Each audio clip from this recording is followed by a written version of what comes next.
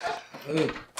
And I can't get the DVD out of my DVD player, so I brought the cover. I kept pressing open and it wouldn't open, so tonight I have to pry it.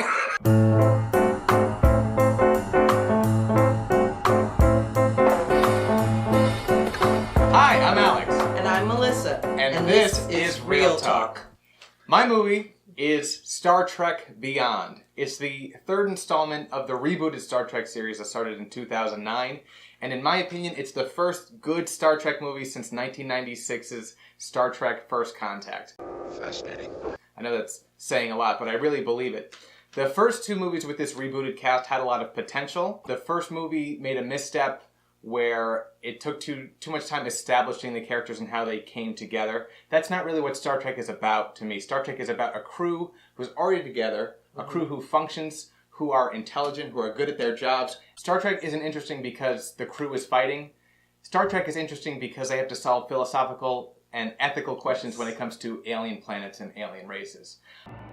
We believe what you say, Captain Kirk, but our position has not altered. The Halcyon Council cannot permit your Federation to mine dilithium crystals on our planet. The second movie, Star Trek Into Darkness, it relied way too heavily on nostalgia for specifically Star Trek II, The Wrath of Khan. They brought back Khan, they recast him as a white man, which I don't get at all. And then they just hit all the beats that you expected them to hit, so that one was a miss too. This movie actually scales things back. It's not a, oh, humanity is doomed kind of movie. The Enterprise gets shot down over an alien planet. They find out there's this lizard-looking enemy there who wants something that's on the Enterprise. It's simple. It's good. There's a lot of good action. Captain Kirk is the action captain. In the later Next Generation movies, they had Captain Picard shooting a machine gun and Commander Riker fighting a monster. And that's not what those characters do. Captain Kirk can fight a monster and get away with it.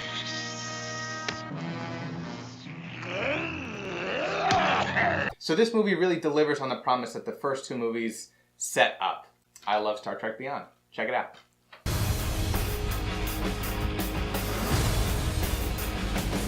Sounds good. Yeah.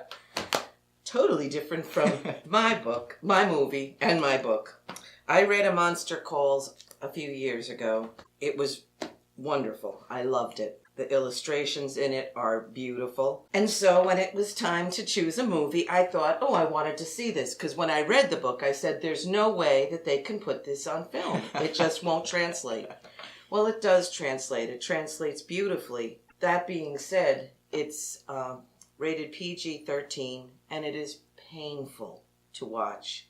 It's the kind of movie you want to put on when you want to cry about everything that happened to you from the time you were 3 to now. Wow. It's a story of a boy who is losing his mother to terminal cancer, and he summons a monster to come, and he thinks to help his mother get well, but it's really for him to be able to say goodbye to his mother. And the monster is voiced by Liam Neeson, who I just love. And the graphics and the animation in this movie are so beautiful. Connor is the boy, and he draws all the time. He's an artist. And they do the most beautiful things with him holding the pencil and sharpening the pencil, and it makes this beautiful frill. And then he draws from it. Oh, it's magical. It's magical to watch, but it is heartbreaking.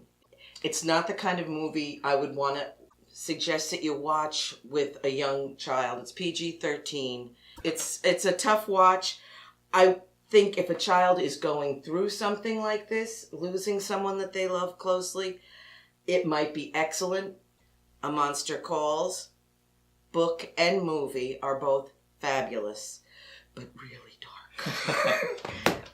All right, so if you'd like to see Star Trek Beyond, or A Monster Calls, book or movie, you can come down to the Monroe Free Library and check them us out. out. Bye. Bye.